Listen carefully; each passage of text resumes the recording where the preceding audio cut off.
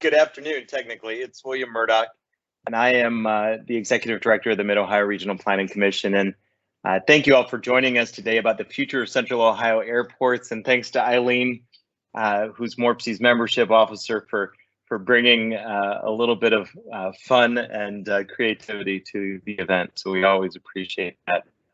We've got a really great lineup today. 3 major speakers, and we're going to learn about the future of airports. But this meeting is in partnership with our friends at Mode. And so I want to turn it over to Jenna Gehring, who is going to tell us a little bit about Mode. Thanks, Jenna, for your partnership. Yes, welcome on behalf of Mode. Mode is a public sector economic development group, and so I just have a couple of announcements. Don't forget about next Thursday. There is a tour of lower.com field. If you are interested, please register. And another teaser is on December 3rd. We are planning on doing ED 411 from 8 to 10 in the morning, and that's going to be virtual. So those are a couple announcements that I have of things coming up, and enjoy the program today. Thanks.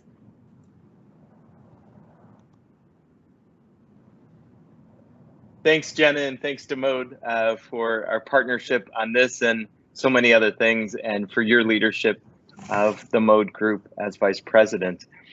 We've got 3 quick announcements for you too. So any of you who are MORPC member communities, you qualify for 2 benefits for all of your employees. We've negotiated with Franklin University for 20% discount on tuition across the board. So any of your employees qualify.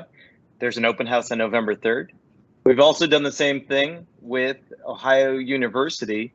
And here, any of your employees who are going after a Master's of Sustainability or Public Administration qualify for a $1,000 tuition scholarship just for being a MORPC member community employee. We really believe in public service and continuing education. So make sure you help us get the word out about that. And then the last thing, we have a major event coming up in October, which is our Summit on Sustainability. And this is sustainability through the lens of local governments and the work they're doing in Central Ohio. So it's always a good event. As of right now, it's in person, so we hope you can join us safely, and you can register at the link there below.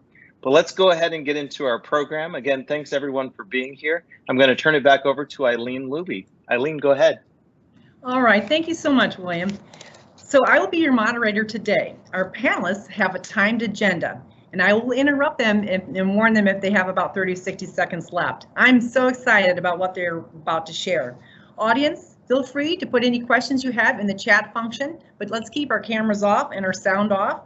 If time permits, we're going to have some Q&A, and Haley Young will assist me in that from the Mode organization. So without further ado, I'll turn my camera off, and let's bring up our first speaker. We're delighted to welcome Stacy Heaton. She is the Executive Director of the Ohio Aviation Association. She is going to be talking about the Central Ohio region, county and municipal airports. Take it away, Stacy. Good afternoon, Eileen. Can you hear me okay? Yes. Okay, perfect. Well, good afternoon, ladies and gentlemen. My name is Stacy Heaton. I do serve as the Executive Director for the Ohio Aviation Association. Our association is the voice for Ohio airports, airport management, airport staff, as well as those that provide direct services to those airports, such as engineering consultants. And also, we, sorry, real quick, go step back. We also serve to educate all of our members, and we try to bring up some aviation students. We encourage student participation, as well as participation through any universities that provide aviation programming. Thanks, Eileen, go ahead. So real quickly, I just wanted to do a big snapshot for all the airports in the MORPC membership region. What you see in front of you, you see 15 public use, publicly owned general aviation airports. Those are the green dots. And what I mean by general aviation I'm going to be referring to those that, like just the general public would want to refer to an airport as general aviation, not the technical term from the FAA. There are also 7 public use privately owned general aviation airports in your region. Those actually do not have hard surface runways. They are primarily turf runways. And then of course you have the 2 public use, publicly owned commercial service airports, which a co-presenter of mine will be speaking to in a little bit. Go ahead, Eileen. Okay, firstly, I wanted to get you a better picture of what general aviation operations are. It is all segments of the civilian aviation industry except scheduled air service and non-scheduled air transport operations. Examples you see on the screen: training flights, agricultural flights, sightseeing, personal or recreational, corporate or business, medical flights, public safety, aerial, advertising, utility patrol flights, and many more. The FAA indicates that 75% of all landings and takeoffs in the United States occur on GA airports, but GA operations occur at all airports in the nation and beyond. Go ahead, Eileen.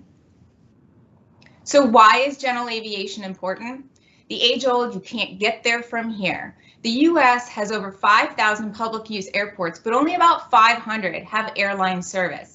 The FAA estimates that 65% of general aviation operations are conducted for business and public services that need transportation more flexible than what the airlines can offer.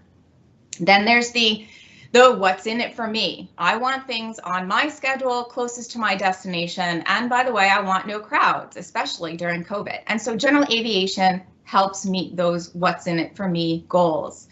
Pilot training, all of those things previously listed in the previous slide, they all need pilots. Additionally, airlines continue to be in need of pilots as they go to retirement, etc. And I honestly, personally, I like to fly to my vacation destination, so we need those flight training flights to happen. And then the economic factors beyond the ones I just mentioned, economic factors. Eileen, you can go to the next slide. I'm not going to dive into this too much. If you guys get the slide, you can look at this. But in 2020, there was a report that was issued, and you can go into the detail more. But the total economic impact of general aviation in the US economy is nothing to sneeze at. Go ahead, Eileen. So these are the GA airports in MORPS's membership region: Delaware, Fairfield, Fayette, Ohio State University, Bolton Field, Knox County, Newark Heath, Bell Fountain, Madison, Marion, Morrow, Perry, Pickaway, Ross, and Union. Go ahead, Eileen. So I wanted to just quickly go over your airports by the numbers. So you have over 15 miles of hard surface runways. 9 runways are longer than 5,000 feet.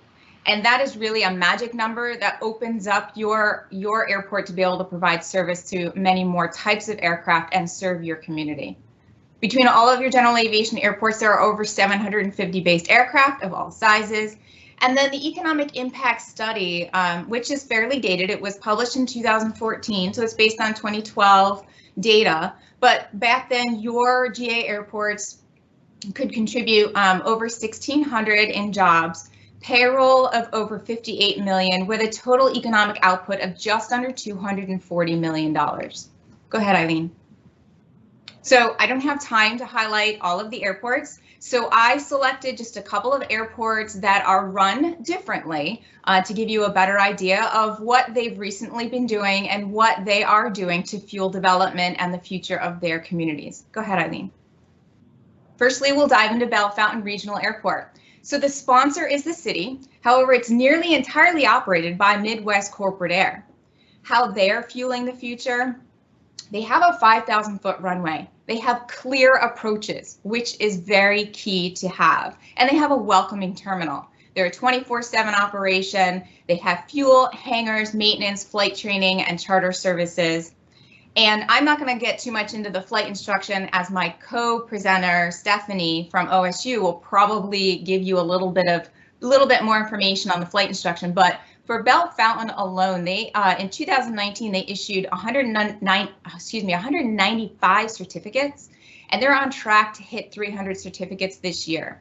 They continue to expand their flight instruction services and types of aircraft ratings that they offer. So that was all within the fence line, but let's talk about what that means beyond the fence line. So all this flight instruction and maintenance, it serves individuals from across the US. And those folks, they rent cars, they use local lodging, they use local entertainment, they eat locally, all impacting the community. The airport serves also as the best way to get on-time cargo for local manufacturing, i.e. Honda. Honda does use them significantly. And then the community events at the airport bring the community together. Go ahead, Eileen. Next, we'll jump to Knox County Regional Airport. So the sponsor and the operators of Knox County Regional Airport Authority. Let's talk about some of their recent efforts. They recently completed a rehabilitation that was amazing. They've really upgraded their runway and their terminal renovation as well. You can see two pictures on the right-hand side there. They do incredible outreach to their local partners, commissioners, legislators, businesses.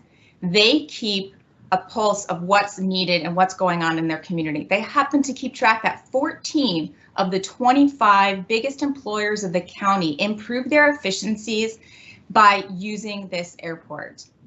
And they also use an inclusive airport planning approach and constantly monitor the needs and available funding mechanisms. In the future, their next biggest effort will be Multi-Purpose Aviation Center, which is going to be funded primarily through the capital budget. It's going to consist of a 100 by 100 building with a wing for a reception area, classrooms, learning spaces, and equipment storage. It'll accommodate 95% of the aircraft types that plan to use that airport, and they'll accommodate aviation-oriented job training, education programs, community events, and outreach. Go ahead, Eileen. So let's jump over to Marion Municipal Airport. So the sponsor and operator is the city with guidance by a commission. How are they fueling the future? Well, recent efforts include a new terminal, which was completed in 2020, an automated fueling station for 100 low lead, which is for the basic general aviation aircraft. And then they're either in the process of or almost done with resurfacing their 5,000-foot runway with new LED lights. Future and continued efforts include collaboration with the locals.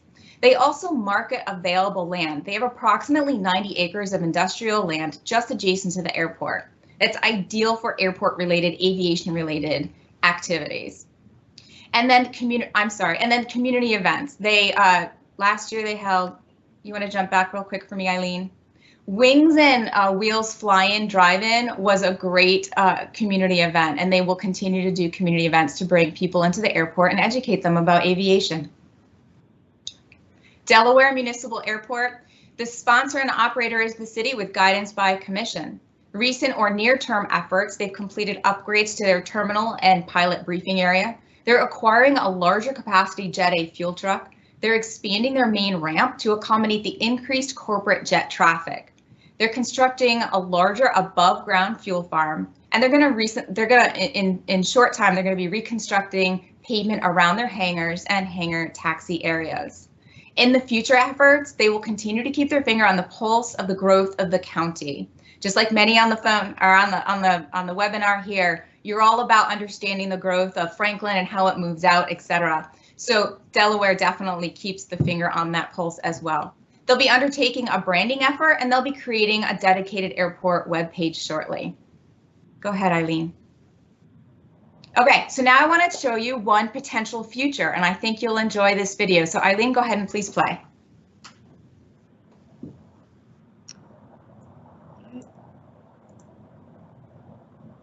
On this, the bottom line says using general aviation airports could make travel for everyone cheaper, faster, and better for the environment. Warren Morningstar has the story.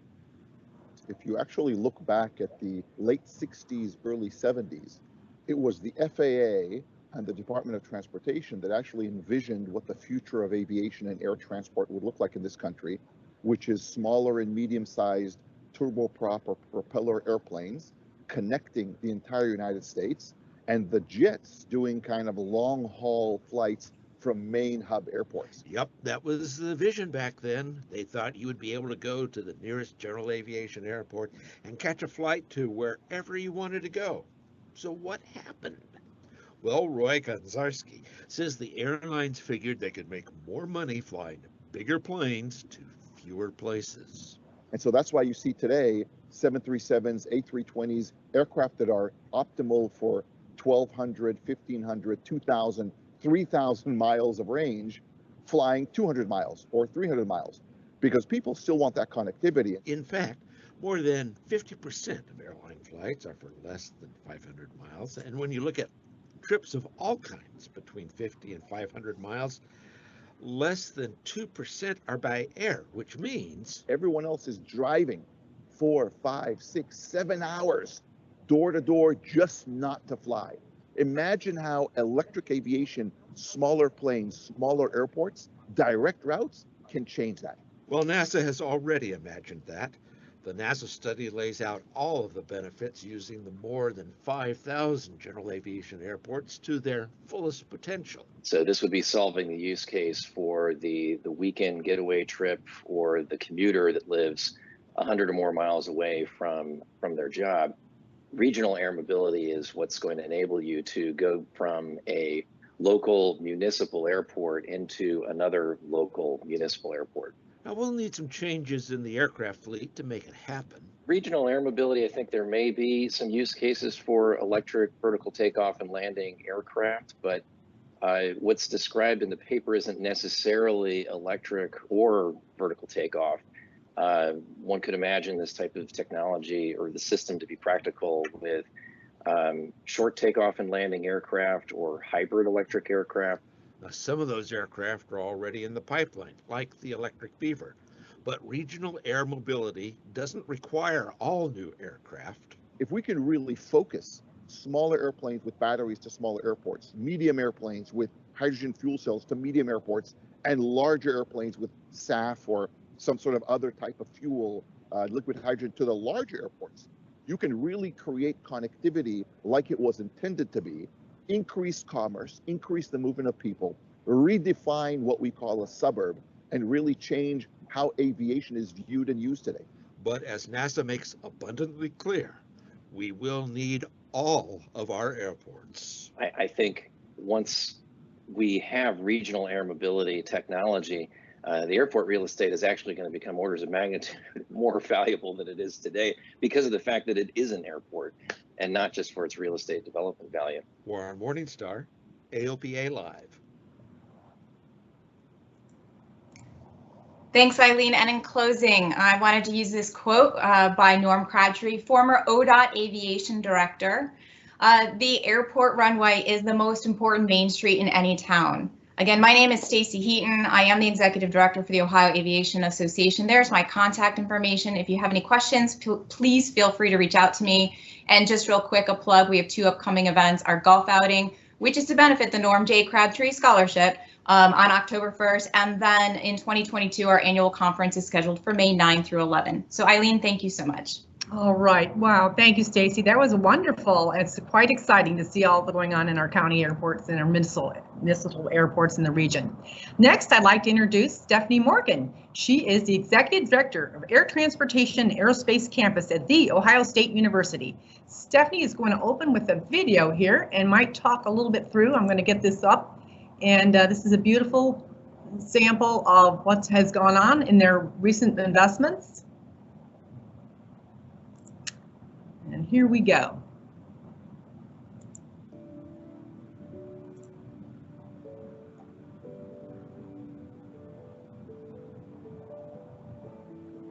And Stephanie, you can talk over this. This airport is not a secret. You want to tell us where it's located here in Central Ohio? It might be best if we go through the video first, Eileen, and then we can replay it and I can highlight. Would that be a better scenario? It's only 4 minutes long. I think if you want to go ahead and talk over it, it's fine too. Go right ahead. It's beautiful. It's beautiful.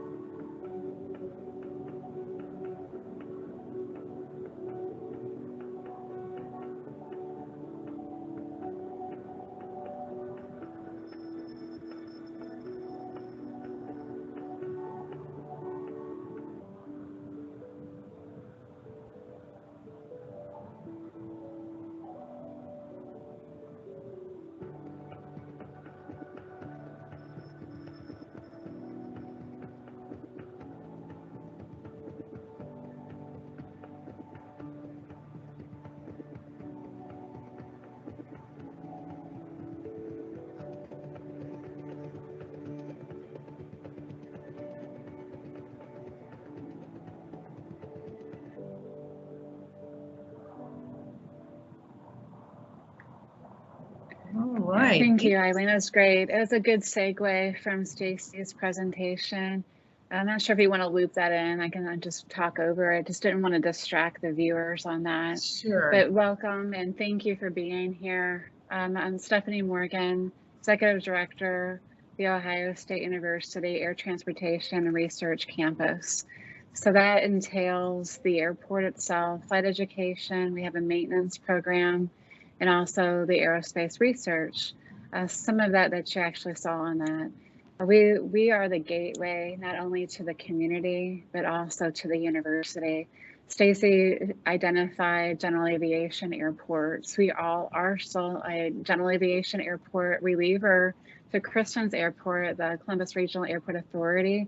And just in case they got into a pinch, we have a runway that's 5,000 feet, which is fairly short to be a reliever. However, if there's something that's suitable, we definitely would love to help them out if they had the need. We are also looking for expansion, as it was indicated on the video. We're looking at the existing runway from 3,000 to 6,000 feet. Our economic impact is a little old. I believe the last stat was 2014.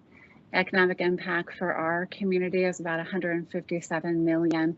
And that just entails the airport itself. It's not including the flight education, the maintenance, or aerospace research piece.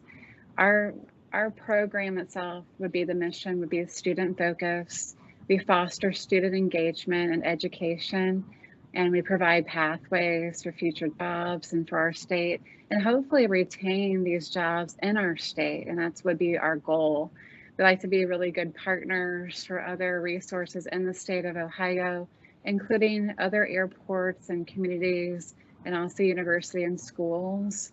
And we share ideas and policies and anything we possibly can do to promote what we have, our resources in our state itself. We have key stakeholders, and some of you are on the call, so thank you for being our partners and key stakeholders. You can see one on this terminal. It's a picture of the terminal, which is Austin E. Knowlton, and they helped with a team to erect this beautiful terminal. As you look at the terminal itself, and on the east side where it says the Ohio State University Airport would be our flight education piece. We right now have about 165 students on our semester. We have 90 on the wait list. So as we all know, the pilot shortage is real. It's a tough one and nut to crack. We're trying to do the best we possibly can, but there's also shortages in the industry itself. I think most of us think aviation, we think piloting, but also we have different shortages in almost every area that I can think of, to include tech side of it. Right now we have a partnership I'm very proud of. It's called Taxi to Takeoff. It's brand new this semester, and it engages a lot of our community partners, to include the City of Dublin, Hilliard, City of Columbus, City of Worthington, and it has some of the high schoolers participating with the OSU students. And the goal for them is to expose them to aviation. And when they graduate, they'll be able to sit for a 107 drone certificate, and also for the ground portion of the piloting side. And that's been a great partnership, and we'd like to also expand that to the tech side of it. We didn't touch much based on the ARC side, ARC and the aerospace, and that's going to be for us is going to be the research on manned aerospace, the systems part of it, which Stacy touched base on that, and also the aerodynamics, fluid control, gas turbine engines. Those are all pieces of aviation that we also have the shortage part of it.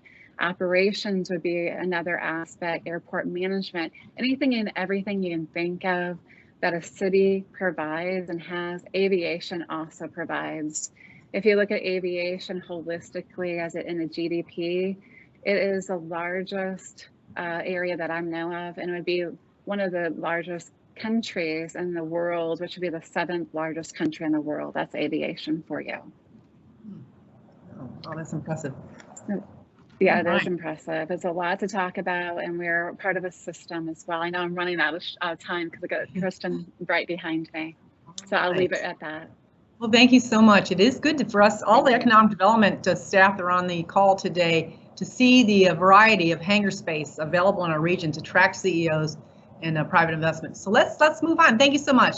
We're going to move on now to our Columbus Regional Airport Authority Representative Kristen Easterday. She's the Director of Communications and Public Affairs.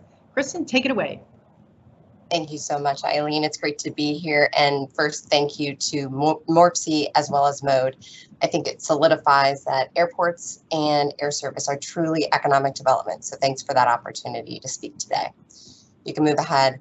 So just really quickly, our mission is to connect Ohio with the world. And the way that we do that is we manage 3 airports as well as a foreign trade zone. So you're probably familiar with John Glenn, our passenger-focused airport, Rickenbacker down south, which is focused on cargo, as well as has a strong military component, and then our reliever airport in Bolton Field. And, you know, a little bit going back to what Stacy said, what is the purpose of an airport? And we are dedicated to truly serving our community, and that's what it all goes down to. So you can go to the next slide, which shows truly the impact that we provide our community, and we don't take this lightly.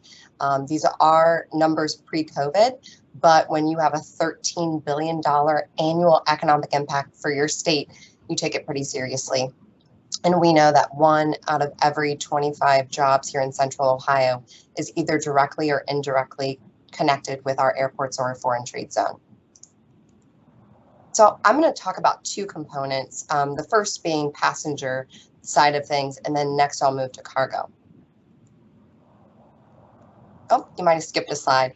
But the first one really just talks about who we serve, and we serve 33 Ohio counties.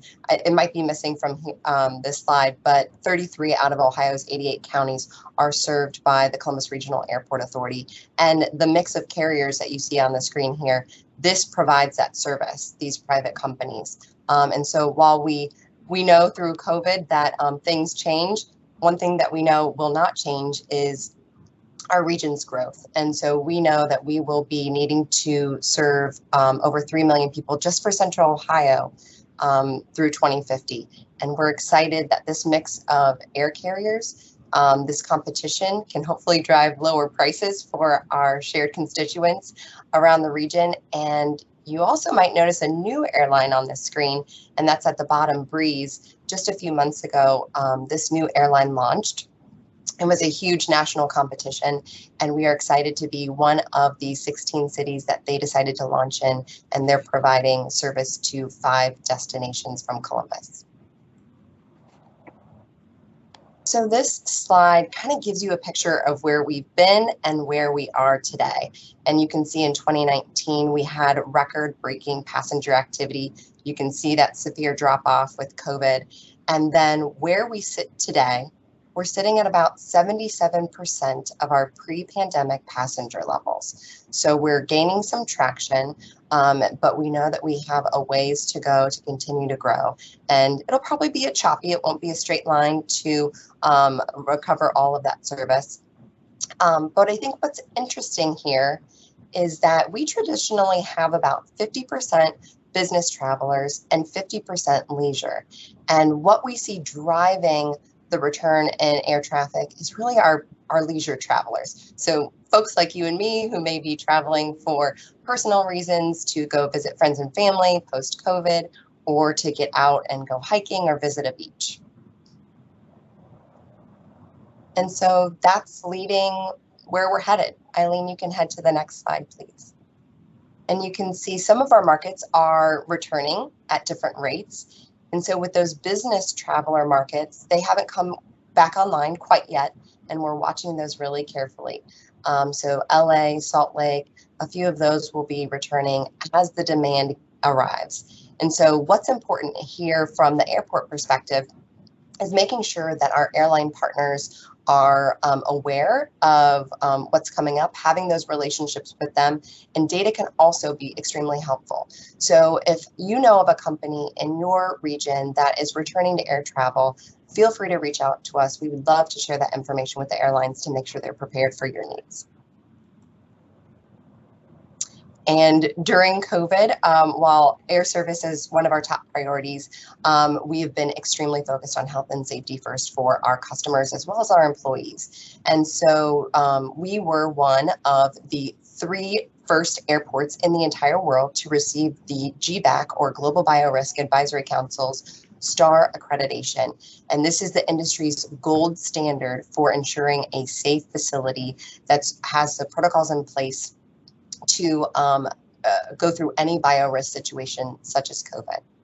And while you may have seen the headlines along with myself, that studies have shown that there is a very low risk in contracting COVID when you're wearing a mask on a plane. But we wanted to ensure that our travelers have confidence in their entire journey.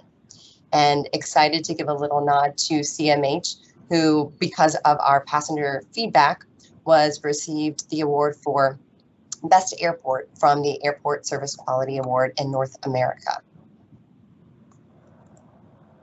And so we've been hard at work, and this video will show you some other development that's been going on. A new and improved rental car experience has arrived at John Glenn Columbus International Airport. At 900,000 square feet, it's one of the largest projects in airport history, with an economic impact of $140 million. Featuring a spacious and modern customer service lobby, energy efficient design,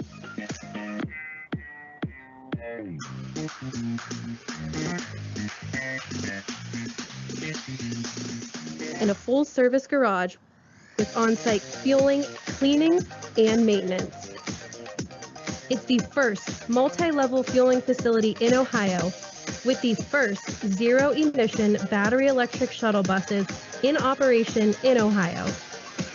Located just a short ride from the CMH terminal.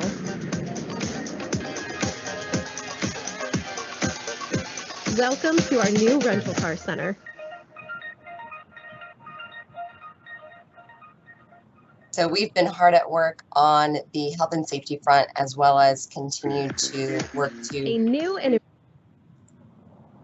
Go ahead, Kirsten. I'm sorry about that. Yeah, no problem. Thanks, Eileen. And so that just opened on September 1st. So if you are looking to rent a car, please stop by, or if your visitors are, we look forward to welcoming you to the new car rental center. And really, that is one of the last enabling projects that we have on our book prior to our new terminal development. And we know today that we're operating in the shell of a building from 1958, over 60 years old. And so we want to ensure that we're not just meeting the needs of the community today, but also for the future. All right. And go ahead, Kirsten. Yeah, if you want to move on to the next slide, you know, we are keeping our eye on the prize. And so we're, you know, we don't have an exact date yet. We're watching the passenger activity and forecast extremely closely, as well as financial opportunities. But we know that we need to serve as the visionary front door for the region. You only get one chance to make a first impression, and we want to make sure that our airport does that for you and your work. We also will make sure that it's a safe, cost-effective, and modern facility. And so if you think about it, with our 3 concourses, we're technically running 3 mini airports. And when you're doing that, you're not able to provide the true volume of the passenger traffic that we have with all the concessions and amenities that they deserve. So we would move to a single checkpoint. Of course, with a more updated building, we would definitely be able to make a impact on the carbon footprint. And again, everything goes back to really the air service needs and meeting those needs, not just today, but in the future. And our physical location of the terminal today is sandwiched in between 2 runways. So it's not able to expand to meet the needs of our air traffic growth. So by moving the location to be parallel to the runway, we'll be able to expand and grow with the community. So that's really where we're headed on the passenger side. Now moving on to the cargo. Again, lots has changed through the pandemic. Eileen, you can go to the next slide, but our value proposition at Rickenbacker hasn't changed a bit. We are a logistics hub for the region, for the state, and we know that, you know, you've heard the stat as well as I have. We're in one truck day's drive to 45% of the US population and 1/3 of the Canadian population. And so that really provides us a leg up. And while we have both domestic and international service, the growth is really in the international space. And it's continued to grow, not even through COVID, but over the past number of years as well. And we're able to host all the industry's premier international carriers. And as you can see on the map, we are providing access to all the major air cargo hubs in Asia, Europe, and the Middle East. So what are we seeing on the ground? And I think this visual, what you see on the right versus the left, helps that out. So take you back a little bit pre-COVID, 50% of international air cargo would travel in the belly of passenger aircraft. So if you were flying from London back to the US, you had air cargo traveling in the belly of that plane. Well, when COVID happened and that passenger traffic dried up, the industry had to pivot and figure out what it was going to do to move all that air cargo. The demand didn't let up. We were still buying stuff on Amazon. So we needed to figure that out. And so you can see on the right hand of the screen, which is our typical load, and we still receive those. They're packaged quite high on those pallets, and they fit quite nicely into that cargo aircraft designed specifically for that. But then on the left side, you see these passenger converted aircraft. And you can, even if you look closely, you'll see the baggage on the top where you usually store your luggage when you're traveling. But they removed the seats and stacked them with individual boxes. And they converted all these passenger aircraft into cargo planes. And so that is a huge increase that we've seen at Rickenbacker over the past year or so. And they're choosing to come to Rickenbacker because our customer service level is extremely high. And so we are a location of choice for these converted aircraft. So at the beginning of the pandemic, you know, we're flying PPE at the height of COVID, but now we are seeing more of the traditional shipments and like textiles, electronic, e-commerce. But with that continued supply chain crunch, where we know, again, demand hasn't dropped off, but we know that there are ocean shipping challenges, and we're seeing also production backlogs. All of that combined is, you know, raising the impact of Rickenbacker for the nation and beyond. And so we are to date seeing that volume has increased 21% year over year. And so our goal in moving forward is to continue to better position Ohio companies and within the region with better access to our global markets. And so how we do that is really continuing to diversify what we can offer. So one of the things that we're doing right now, it's under construction, is we will have a pharmaceutical handling facility come online. We've already invested in being a port of embarkation, so one of a few airports in the nation that can export animals. And we're also focusing on the innovation piece. And you might have heard earlier this year that Rickenbacker was chosen as just one of 4 airports to work with the FAA to be able to do some research on UAS drone detection and mitigation. And so moving forward, we know, you know, MORPC has recently done a Rickenbacker area study. We've completed a master plan on our end. We know and expect that there will be significant air cargo growth over the next couple of decades.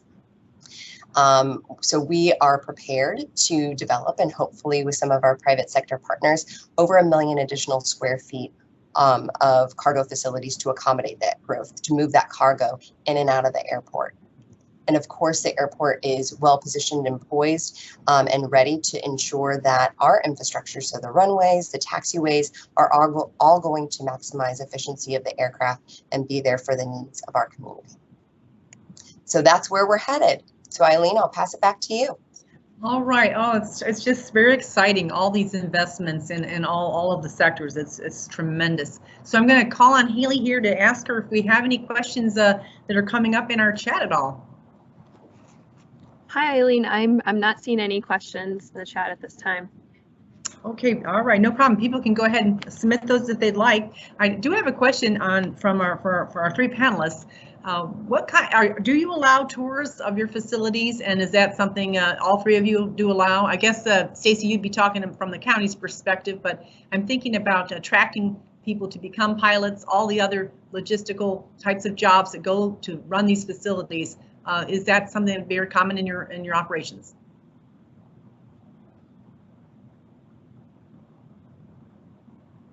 I'll let Kristen and Stephanie speak since they are facility folks themselves, and then I can offer a little bit about the others.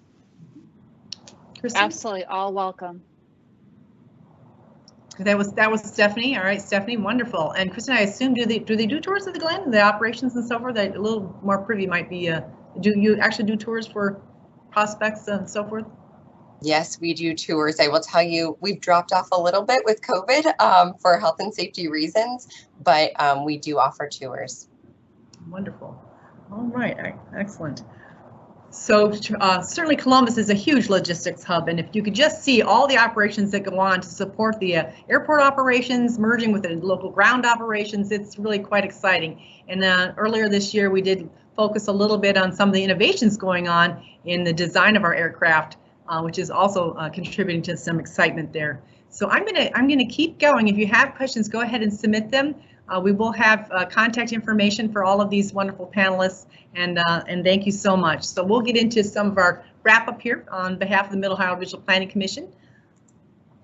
So as we're focusing on going forward, we hold regional collaborations in each of our 4 areas of Central Ohio. So coming up will be the Southwest area. So any local government in our partners in transportation would in Madison, Fayette, Franklin County Southwest, Pickaway County West, and community planning partners are invited to attend these regional meetings. And we have one coming up September 21. It'll be held at Swaco, and afterwards Swaco will be doing a landfill tour, which is optional if you'd like to attend that. Coming up also to address safety in our roadways in Ohio, we have the annual Central Ohio Transportation Safety Forum. It's called It Takes a Village. So we want to address the upward spiral in our pedestrian accidents and roadway accidents, and then we'll be talking about best practices at this event. We have a regional aggregation workshop coming up, so join us for this event, which will cover how municipalities can bundle electricity needs of their communities and leverage buying power to achieve financial stability and sustainability goals.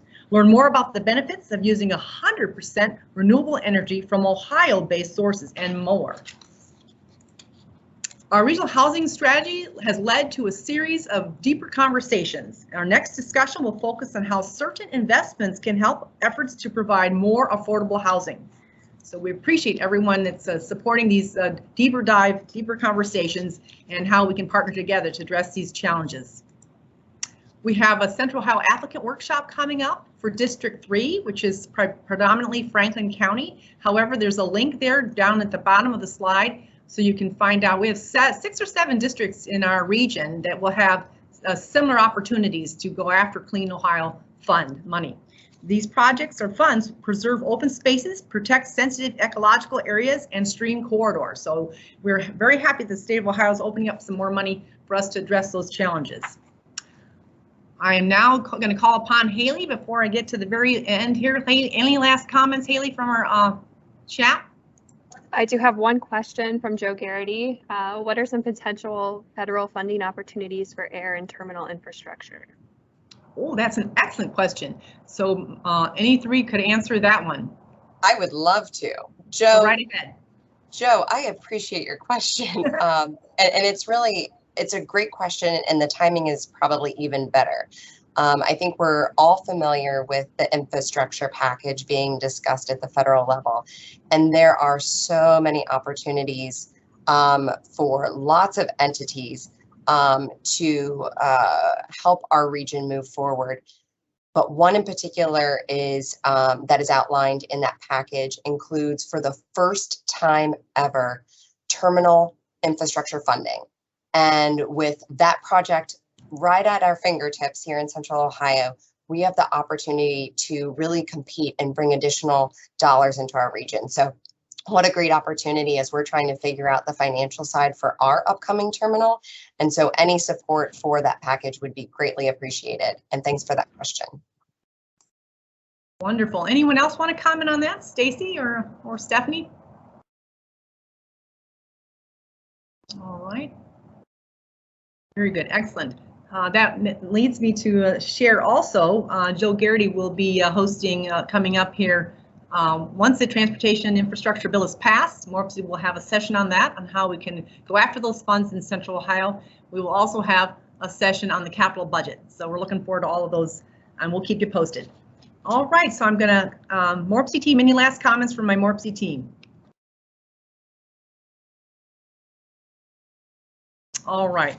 Well, thank you, everybody. I can't believe we did this. We did this in less than what we promised, about a 50-minute program. So thank you, speakers. It's exciting to hear what's going on in the airport world in Central Ohio. Very strong region, and our economic development is coming roaring back. We're very happy about that.